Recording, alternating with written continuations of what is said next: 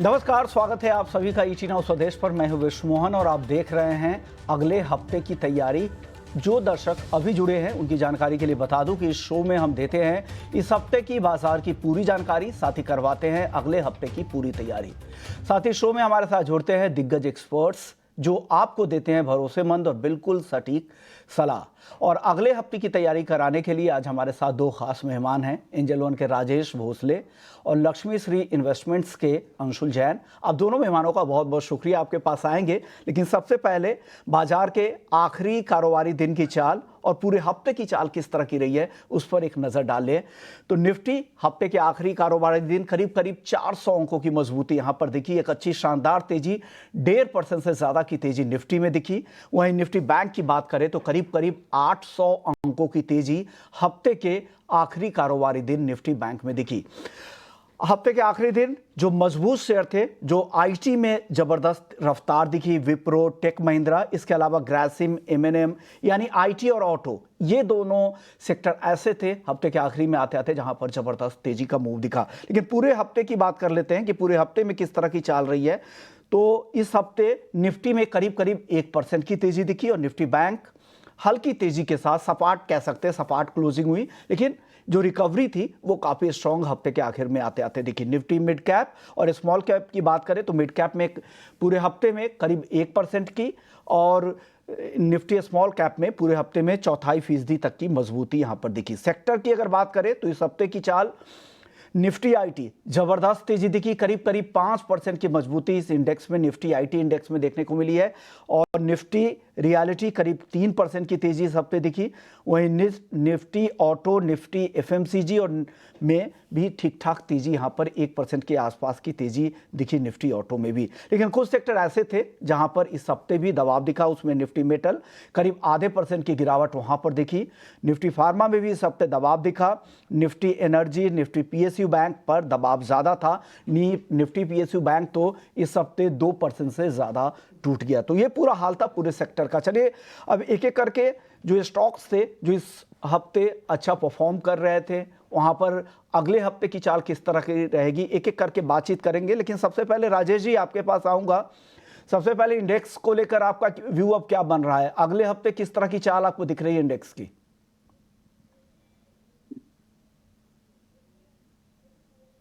नमस्कार और बहुत बहुत धन्यवाद आपके इस शो में बुलाने के लिए। आप अगर देखेंगे तो लास्ट कुछ दिनों से निफ्टी और बैंक निफ्टी एक सीमित दायरे में बेस फॉर्मेशन बना रही थी। निफ्टी जो है अपने 50 डीएमए पे और बैंक निफ्टी 89 ईएमए पे सपोर्ट ले रहे थे।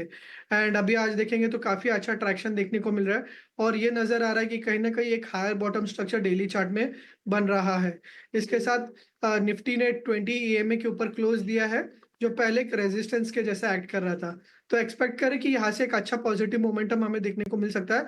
जो एक बेरिश गैप रह गया था निफ्टी में 24,750 24,800 के रेंज में, तो वो रिटेस्ट होते हुए हमें आने वाले सेशंस में देखने को मिल सकता है।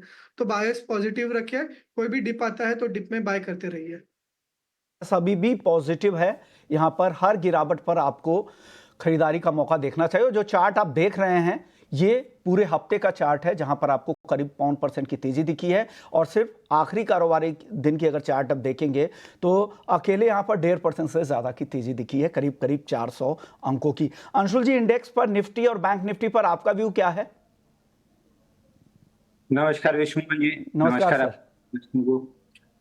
देखिए, अपडेट से स्टार्ट करूंगा। सुबह जब मॉर्निंग शो में लाइव था तब निफ्टी स्पॉट पे मैंने बाय दिया था और 24,350 के अराउंड, 24,475 का टारगेट था। 540 पे हम आगे क्लोज किए हैं। तो मॉर्निंग वाला व्यू रिएटरेट करूंगा। 24,500 के ऊपर क्लोजिंग आई है। एफआईआई एक्सट्रीमली शॉर्ट है। आज के सेशन में शॉर्ट कवरिंग आई होगी। शाम को जब भाव कॉपी आएगी तो डेटा से क्लियर हो जाएगा। बट ये शॉर्ट कवरिंग लेड रैली है और एफआईआई की शॉर्ट कवरिंग लेड रैली है। तो यहाँ से जो पहला टारगेट निकल के आ रहा है 24,500 के ऊपर क्लोजिंग का, वो आ रहा है ऑल टाइम हाई का 25,078 का। तो यहाँ से अगर किसी को लॉन्ग लेना है तो ऑन द डिप्स 24,500 24,475 की रेंज में मिलता है इंडेक्स, तो इमीडिएटली लॉन्ग इनिशिएट करना चाहिए। 25,078 का टारगेट आएगा। दूसरा, बैंक निफ्टी थोड़ा सा लेगार्ड था लेकिन प्रीवियस मंथ लो को रिक्लेम करके क्लोज किया है। अब यहाँ से 20 और 50 डे मूविंग एवरेज 50 यार 800 850 पे है। ये जोन में हल्का सा रेजिस्टेंस रहेगा, लेकिन इस जोन को अगर पार कर लेता है तो क्वार्टरली वीवैप 51,600 तक आता हुआ आराम से दिखेगा। आउट ऑफ द टू अगर एक ही इंडेक्स ट्रेड करना है तो निफ्टी एनी डे अभी रिलेटिव स्ट्रेंथ शो कर रहा है, बट बैंक निफ्टी भी मजबूत है। रिलेटिव स्ट्रेंथ निफ्टी में है, तो आउट ऑफ द टू अगर ट्रेड करना है, एक ट्रेड करना है तो निफ्टी ट्रेड कर सकते हैं। ओके, यानी आपको निफ्टी पर ज्यादा यहाँ पर कन्विक्शन ज्यादा दिख रहा है, लग रहा है कि यहाँ पर तेजी ज्यादा बन सकती है, तो डिप में खरीदारी का मौका देखें और अगले हफ्ते फिर से निफ्टी में नया रिकॉर्ड बनने की संभावना यहाँ पर जता रहे हैं। हमारे एक्सपर्ट्स को लगता है कि अभी भी जो बुलिश सेंटीमेंट है वो यहाँ पर बना हुआ है बाजार में और अगले हफ्ते भी वो तेजी जारी रह सकती है। चलिए अब एक एक करके सेक्टर के साथ साथ शेयरों की भी अब बातचीत करेंगे। सबसे पहले आईटी से शुरुआत कर लेते हैं। आईटी जहां पर टेक महिंद्रा, विप्रो जिससे लीडरशिप दिखी, क्या लग रहा है आगे अंशुल जी इन दोनों शेयरों को लेकर, या पूरे ओवरऑल आईटी पैक की अगर बात करें तो आपकी फेवरेट पिक क्या होगी? देखिए आईटी पे हम काफी समय से बुलिश हैं और आप ही के चैनल पे पिछले 3 महीने से हम आईटी रिकमेंड कर रहे हैं। फिलहाल के लिए मुझे जो टॉपिक लग रही है, एम्फेसिस लग रही है, परसिस्टेंट लग रही है और इन्फोसिस लग रही है, लेकिन तीनों शेयर्स चले हुए हैं। आज के सेशन में फ्रेश ब्रेकआउट विप्रो में आया है, तो विप्रो अगर किसी को फ्रेश बाई करना है आईटी में तो बिल्कुल विप्रो एकदम एग्जैक्ट ब्रेकआउट और बहुत बढ़िया वॉल्यूम के साथ ब्रेकआउट दिया है। तो यहाँ से 516 रुपए पे अगर कोई लॉन्ग करता है तो ऊपर में 554 अगले हफ्ते का टारगेट मिल सकता है, तो 516 के अराउंड लॉन्ग की सलाह रहेगी। 554 का टारगेट रहेगा नेक्स्ट वीक के लिए। ओके, तो अगले हफ्ते 554 रुपए तक विप्रो जा सकता है, ऐसा अंशुल जी को लगता है। आपको क्या पसंद है आईटी सेक्टर में अगर चुनना हो तो? राजेश जी आपकी टॉपिक क्या होगी? तो निफ्टी आईटी इंडेक्स अगर देखें तो एक लॉन्ग टर्म ब्रेकआउट हमें लास्ट मंथ देखने को मिला था। स्टार्ट ऑफ दिस मंथ में हमने देखा एक प्राइस करेक्शन हुआ था, बट एग्जैक्टली जो ब्रेकआउट लेवल्स था तो वहां पे रिटेस्ट किया है एंड रिटेस्ट करके आज वापस काफी अच्छा ट्रैक्शन देखने को मिला है। स्टॉक स्पेसिफिक अगर देखें जो फ्रंटलाइनर्स है टीसीएस, एचसीएल, टेक महिंद्रा, तो काफी अच्छा एक कंसोलिडेशन लॉन्ग टर्म ब्रेकआउट हमें देखने को मिल रहा है। तो ये जो 3 स्टॉक्स है मेरे एक काफी अच्छा मतलब नियर टर्म में भी, और अगर कोई पोजिशनल होल्ड रखना है फॉर लाइक 1 और 2 मंथ्स तो भी इन स्टॉक्स में आप बाय कर सकते हैं। ओके, तो चलिए आईटी सेक्टर पर व्यू आ गया, अब अगले सेक्टर की तरफ बढ़ते हैं, वो है रियल एस्टेट, जहां पर महिंद्रा लाइफ, डीएलएफ जैसे शेयरों में अच्छी मजबूती दिखी है। और राजेश जी आपसे शुरुआत इस बार करेंगे। रियल एस्टेट में आपको क्या पसंद आ रहा है? कहां से लीडरशिप अगले हफ्ते दिख सकती है? कोई टॉप बेट जहां पर आपको हमारे दर्शकों को निवेश करने की आप सलाह दे सकते हैं? देखिए डीएलएफ, अगर डीएलएफ की बारे में बात करें तो एक लास्ट 2-3 महीने जो है एक प्राइस बुकिंग, प्रॉफिट बुकिंग देखने को मिला है, जहाँ पे price as well as time wise correction हमें देखने को मिला था। बट अगर हायर टाइम फ्रेम इसका चार्ट देखे तो काफी एक स्ट्रॉन्ग रैली देखने को मिली थी एंड अभी दिख रहा है कि ये जो एक बेस बनने के बाद वापस एक काफी अच्छा मोमेंटम आज एक बुलिश गैप के साथ एक काफी स्ट्रॉन्ग बुलिश कैंडल देखने को मिल रहा है और डेली चार्ट में भी एक ट्रेंड लाइन ब्रेकआउट है। एक्सपेक्ट करें डीएलएफ जो है ये वापस यहाँ से एक उसका जो अप ट्रेंड है रिज्यूम कर सकता है, वापस 950,000 लेवल्स के 1000 लेवल्स एक्सपेक्ट कर सकते हैं। तो कोई भी अगर डिप आता है तो डिप में बाय करे। 820 810 के पास काफी अच्छा सपोर्ट है, 1000 लेवल्स एक्सपेक्ट कर सकते हैं। ओके, तो 820 के आसपास सपोर्ट लेवल है डीएलएफ का, वापस से 950 और 1000 रुपए के पार भी डीएलएफ निकल सकता है, तो ये ध्यान रखिए। लेकिन डिप पे खरीदारी करें, जहां भी गिरावट पर मौका मिले, फिर आपके लिए रिस्क और रिवॉर्ड बेहतर हो जाएंगे। अंशुल जी रियल एस्टेट से आपकी टॉपिक क्या होगी अगले हफ्ते के लिए? देखिए लार्ज कैप में डीएलएफ हमारी भी टॉप पिक है, लेकिन mid cap small cap space में अगर जाएंगे तो रुस्तम जी डेवलपर में 147 दिन का बेस ब्रेकआउट आया है 734 में, तो रुस्तम जी को बाई कर सकते हैं नेक्स्ट वीक के लिए। ऊपर में 840 845 तक का टारगेट जा सकता है। अब बाकी सारे स्टॉक्स अंडर परफॉर्म करते हुए दिख रहे हैं, डीएलएफ, गोदरेज प्रॉपर्टी और रुस्तम जी, ये 3 स्टॉक्स हैं जो against the index out perform करते हुए दिख रहे हैं। तो लार्ज कैप में लेना है तो DLF, mid cap small cap space में जाना है तो रुस्तम जी डेवलपर काफी अच्छा दिख रहा है। ओके, तो लार्ज कैप में डीएलएफ आपको पसंद है, इसके अलावा रुस्तम जी डेवलपर और गोदरेज प्रॉपर्टीज पर भी आप यहां पर नजर रख सकते हैं, ऐसी सलाह अंशुल जी की तरफ से आ रही है। चलिए एक और सेक्टर जहां पर अच्छी रिकवरी अब दिखनी शुरू हो चुकी है, निफ्टी ऑटो में देखें तो वहां पर अच्छी रिकवरी दिखी और खास करके एमएनएम, टाटा मोटर्स जैसे शेयरों से लीडरशिप दिख रहा है। और एमएनएम के जो थार को लेकर जिस तरह के अपडेट वहां पर आए हैं, बिजनेस अपडेट से यहाँ पर काफी फायदा दिख रहा है। एमएनएम और टाटा मोटर्स, इन दोनों में से क्या आपको पसंद आ रहा है अंशुल जी? देखिए विश्वमोहन जी, मुझे टाटा मोटर्स ज्यादा अच्छा लग रहा है out of the two. Tata Motors इसलिए कि रेंज ब्रेकआउट था, उसके बाद फेल किया और अब बेयर ट्रैप बना के आज के सेशन में वापस ब्रेकआउट दिया है। तो इस स्टॉक में हमको काफी अच्छी तेजी लग रही है। लगभग 1172 जो ऑल टाइम हाई के आसपास इसके लेवल्स रहे हैं, वो लेवल प्रोबेबली 2 से 3 हफ्ते में आते हुए दिख सकते हैं। तो टाटा मोटर्स हमको ज्यादा अच्छा लग रहा है in the entire auto space. Okay, तो टाटा मोटर्स आपको ज्यादा यहाँ पर पसंद आ रहा है। आपकी पसंद राजेश जी क्या है? देखिए, हमारा भी जो टॉपिक है वो टाटा मोटर्स पे है। टाटा मोटर्स पे काफी अच्छा बेट ले रहे हैं, काफी अच्छा एक लोअर लेवल से बाइंग देखने को मिल रहा है। उसके साथ साथ अपने एम भी डिस्कस किया, एम में भी काफी अच्छा ट्रैक्शन है। उसके साथ मैं एक और स्टॉक रेकमेंड करूंगा, वो है अशोक लेलैंड। अशोक लेलैंड अगर आप कंपेयर करें तो रिलेटिवली ज्यादा नहीं गिरा था, एंड जैसे पॉजिटिव मोमेंटम देखने को मिला है तो अशोक लेलैंड में एक काफी अच्छा ट्रैक्शन देखने को मिला है। तो अशोक लेलैंड पे भी ध्यान रख सकते हैं। आने वाले सेशंस में 275 278 के लेवल जो है एक्सपेक्ट कर सकते हैं। ओके, तो टाटा मोटर्स के अलावा एक अगली पिक जो ऑटो सेक्टर से निकल कर आ रही है वो है अशोक लेलैंड। 275 रुपए तक के ऊपर भी यहाँ पर ये स्टॉक जा सकता है। चलिए अब बात कर लेते हैं सरकारी बैंक की। यहाँ पर भले ही इस हफ्ते दबाव दिखा है, लेकिन क्या इस गिरावट के बाद क्या कुछ नए टॉपिक निकल कर आ रही है क्या? अंशुल जी बताइए, आपको पीएसयू बैंकों से कुछ पसंद आ रहा है? देखिए निफ्टी और बैंक निफ्टी दोनों में तेजी लग रही है, और बैंक निफ्टी में स्पेशली मुझे प्राइवेट सेक्टर बैंक में तेजी लग रही है। सरकारी बैंकों में मुझे अगले हफ्ते भी सेल ऑफ आता हुआ दिख रहा है, led by SBI followed by PNB. तो अगले हफ्ते के लिए मैं सेल ऑन रैलीज की सलाह दूंगा। कोई भी ऐसा काउंटर नियर अबाउट ब्रेकआउट नहीं है कि मैं सलाह दे सकूं। पूरा स्पेस मुझे डाउन ट्रेंडिंग दिख रहा है। अगले 1-2 हफ्ते यहाँ पे और डाउनसाइड मिल सकती है। पीएसयू इंडेक्स में देखें तो 5900 तक की डाउनसाइड आ सकती है। तो कोई भी पर्टिकुलर स्टॉक ऐसा नहीं है जिसमें बाई कॉल रिकमेंड किया जाए। ओके, तो पीएसयू बैंकों से अभी दूर रहें अगले हफ्ते के लिए, ऐसी सलाह अंशुल जी की है। लेकिन प्राइवेट बैंकों में अब चुनिंदा शेयरों पर फोकस कर सकते हैं। राजेश जी आप बताइए, बैंकिंग खेमा से प्राइवेट और पीएसयू दोनों बैंकों में से बताइएगा क्या पसंद आ रहा है आपको? देखिए, डेफिनेटली पीएसयू जो है वो अंडर परफॉर्म कर रहे हैं और बिल्कुल भी ट्रैक्शन देखने को नहीं मिल रहा है।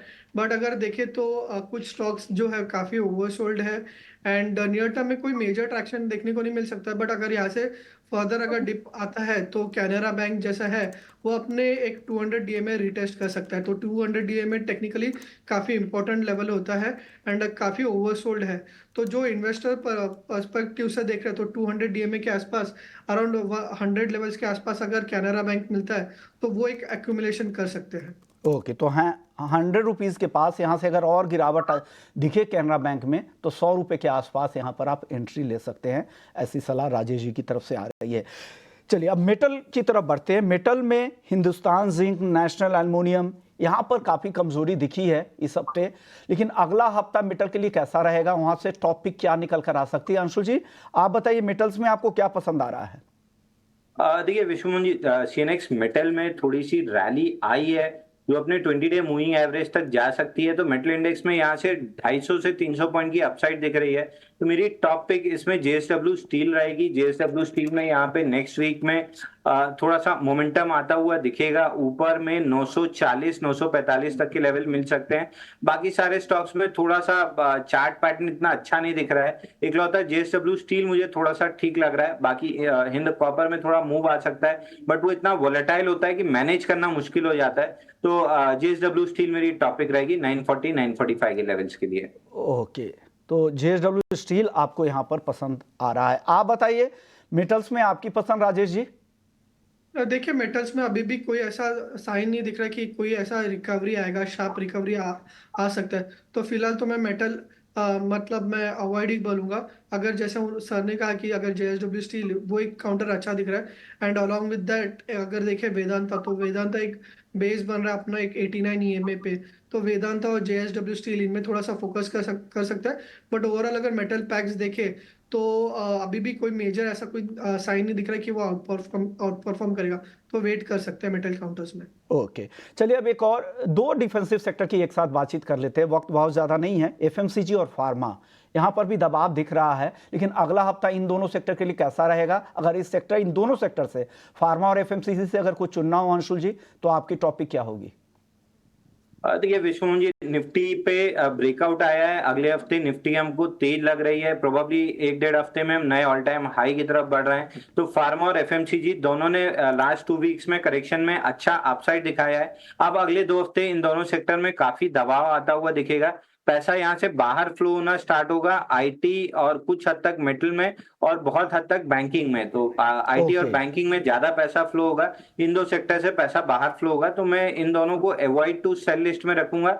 इनमें से किसी काउंटर में एज सच स्पेसिफिक बाई नहीं दिख रहा है। आईटी और बैंकिंग यहाँ पे बाइंग अगर करेंगे नेक्स्ट 2 वीक्स में तो ज्यादा अच्छा रहेगा। ओके, तो ये सलाह है आपके लिए फार्मा और एफएमसीजी को लेकर, और आईटी पर और प्राइवेट बैंक्स पर फोकस करना है। आप बताइए राजेश जी फटाफट से, एफएमसीजी और फार्मा सेक्टर को लेकर आपकी राय क्या बन रही है? देखिए फार्मा तो एक्सपेक्ट करें कि नेक्स्ट वीक भी थोड़ा सा डल मोमेंट ही रहेगा, ज्यादा कोई मेजर ट्रैक्शन देखने को नहीं मिल रहा है। बट एफएमसीजी स्पेस में थोड़ा सा एक व्यू पॉजिटिव बन रहा है, क्योंकि अगर आप देखिए जो हैवी वेट्स है आईटीसी और एचयूएल, काफी अच्छा चार्ट स्ट्रक्चर बन रहा है। इनफैक्ट आईटीसी 500 के ऊपर क्लोज दिया है और काफी अच्छा लग रहा है। मे बी आईटीसी यहाँ से भी 525 530 एक्सपेक्ट कर सकते हैं। सिमिलरली एचयूएल भी काफी अच्छा लग रहा है। तो एफएमसीजी स्पेस अच्छा लग रहा है, स्पेशली आईटीसी और एचयूएल। ओके, आईटीसी और एचयूएल, ये दो टॉपिक आपकी तरफ से यहाँ पर निकल कर रही है, आपको पसंद आ रहा है। लेकिन चलिए अब वक्त हो गया है वीआईपी शेयर जानने का।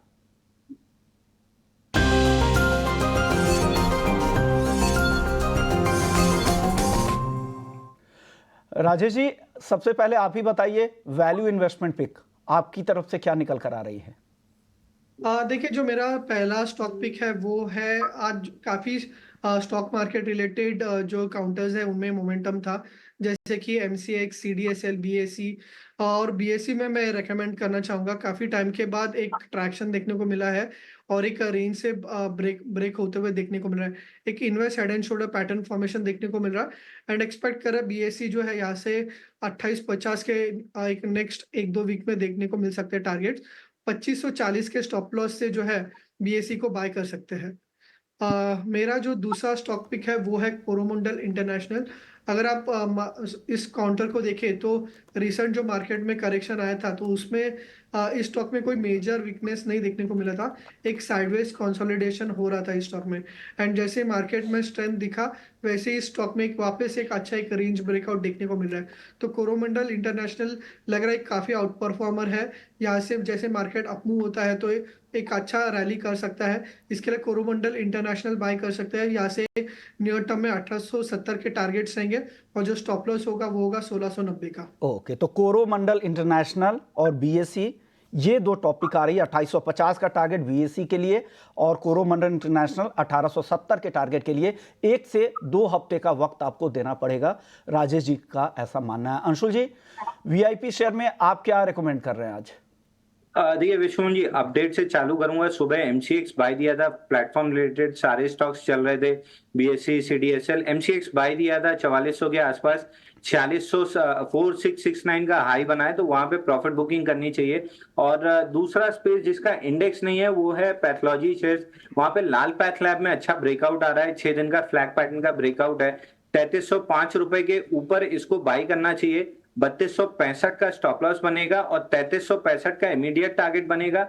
अगर 3365 के ऊपर सस्टेन कर लेता है, स्लाइस थ्रू कर देता है, तो फिर 3500 रुपए का टारगेट 2 से 3 हफ्ते में आता हुआ दिखेगा। दूसरा स्टॉक ऑलरेडी हम अभी डिस्कस किए, टाटा मोटर्स। यहाँ पे बेयर फ्लैग बना था, बेरिश पैटर्न बना था और उनको ट्रैप करके आज ब्रेकआउट कैंडल बनी है, तो इसको 1095 के आसपास बाई करना है। 1070 का स्टॉप लॉस रहेगा, ये क्लोजिंग बेसिस का स्टॉप लॉस रहेगा 1070 का। और ऊपर में 1125 का एक इमीडिएट रेजिस्टेंस है, ये निकलता है तो ऑल टाइम हाई 1172 इसमें देखने के लिए मिलेगा। मैं ज्यादा इंक्लाइंड 1172 की तरफ हूं, लेकिन 1125 पे एक फिबोनाची एक्सटेंशन का रेजिस्टेंस है, इसलिए 1125 का टारगेट दे रहा हूं। बट हाई लाइकली है कि प्रोबेबली नेक्स्ट वीक में 1175 तक 1172 का जो हाई है वो टेस्ट होता हुआ दिखेगा। तो ये दो नेक्स्ट वीक के लिए मेरी तरफ से बाय कॉल रहेंगे। ओके, तो टाटा मोटर्स और डॉक्टर लाल पैथलव ये आपकी अगले हफ्ते के लिए दो टॉपिक है, और बीएससी और कोरोमंडल इंटरनेशनल राजेश जी की तरफ से पिक है। इसके अलावा भी ढेरों पिक आप लोगों ने दिए हैं, जिसमें डीएलएफ,